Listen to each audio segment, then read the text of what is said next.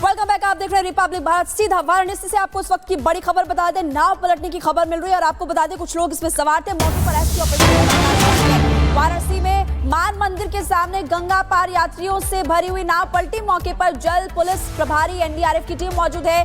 नाव पर करीब 30 से 40 लोगों के सवार होने की खबर। नाव पर सवार यात्रियों को लोकल नाविकों और एनडीआरएफ के जवानों के द्वारा रेस्क्यू कर घाट के किनारे लाया जा रहा है। और ये कुछ तस्वीरें आपको हम दिखा रहे हैं। फिलहाल नाव पर सवार जो लोग थे वो सारे के सारे यात्री सुरक्षित बताए जा रहे हैं। हालांकि लापरवाही थी, क्या कारण रहा जो नाव पलटी है वो जांच का विषय, उसको लेकर जांच होगी। लेकिन सबसे पहले कोशिश जो लोग वहां पर है उनको सुरक्षित बाहर निकालना। और गनीमत ये रही कि सारे के सारे लोग 30 से 40 लोग बताए जा रहे हैं जो आपको तस्वीर में भी नजर आ रहे हैं। उन सभी को सुरक्षित निकाला जा रहा है। कुछ लोग सुरक्षित निकाल लिए जा चुके हैं और मौके पर अभी भी राहत बचाव कार्य लगातार जारी। एक्सक्लूसिव तस्वीर इस वक्त आपकी टीवी स्क्रीन पर है और रिपब्लिक भारत आपको इस वक्त उत्तर प्रदेश के वाराणसी के मान मंदिर के पास से ये बड़ी खबर बता रहा है जहां पर 30 से 40 लोग इस नाव में सवार थे। ये नाव पलट गई थी लेकिन जो स्थानीय नाविक है और एनडीआरएफ की टीम है वो मौके पर ही मुस्तैद थी और जैसे ही खबर मिली तुरंत इन लोगों को सुरक्षित बाहर निकाल लिया गया। और अभी भी रेस्क्यू ऑपरेशन लगातार जारी है। मान मंदिर के पास की तस्वीर आपको दिखा रहे हैं। मान मंदिर घाट के पास ये देखिए आप तस्वीर, कैसे रेस्क्यू ऑपरेशन चलाया जा रहा है।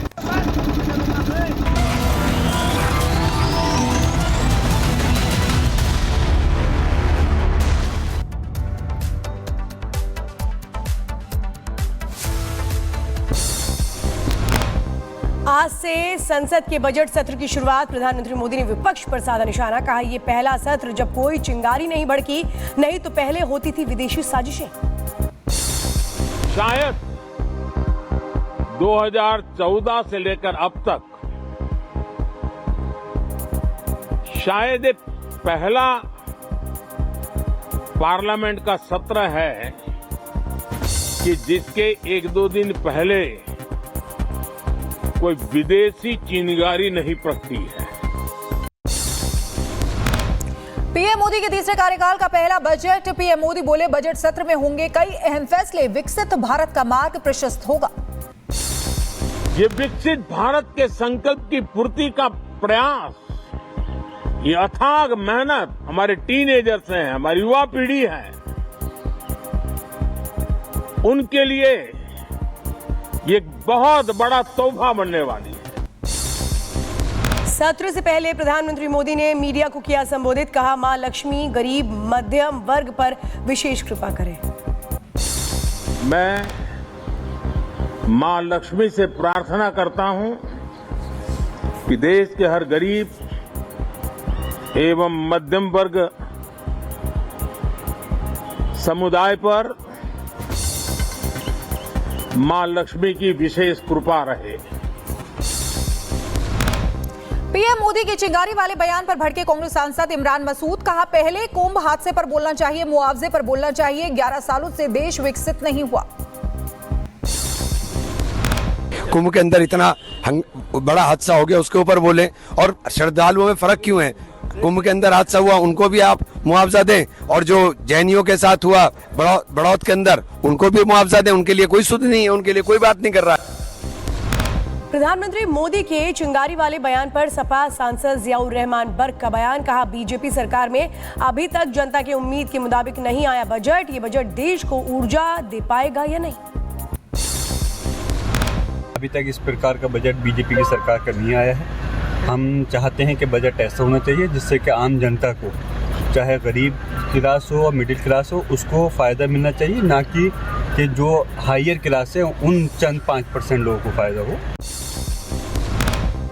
कांग्रेस सांसद के एल शर्मा की पीएम मोदी से मांग की है टैक्स का बोझ कम करे सरकार, जिससे आम लोगों को राहत मिल सके।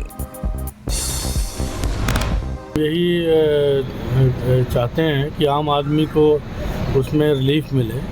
जो टैक्सों के बोझ इतने आम आदमी के ऊपर पड़ रहे हैं उसमें इस बजट में रिलीफ मिले, यही हम चाहते हैं। बजट सत्र से पहले संसद में राष्ट्रपति मुर्मू का अभिभाषण। राष्ट्रपति ने संविधान निर्माताओं को किया नमन, साथ ही कुंभ हादसे पर जताया दुख। अभिभाषण के दौरान बोली राष्ट्रपति द्रौपदी मुर्मू, कहा तीसरे कार्यकाल में 3 गुना तेजी से हो रहा है काम, किसानों के हित में हुए कई फैसले। तीसरे कार्यकाल में 3 गुना तेज गति से काम हो रहा है। आज देश बड़े निर्णयों और नीतियों को असाधारण गति से लागू होते देख रहा है। राष्ट्रपति द्रौपदी मुर्मू ने कहा, एक देश एक चुनाव, एक सरकार इस पर काम कर रही है। वक्फ बिल पर सरकार तेजी से कर रही है काम। सबका साथ सबका विकास सरकार का है मंत्र। लोन मुद्रा की बढ़ाई गई सीमा। अभिभाषण के दौरान राष्ट्रपति द्रौपदी मुर्मू का बयान, कहा भारत की बेटियां उड़ा रही हैं लड़ाकू विमान, ओलंपिक में बेटियां ला रही हैं मेडल, स्पोर्ट्स से स्पेस तक भारत का नाम रोशन कर रहे हैं युवा।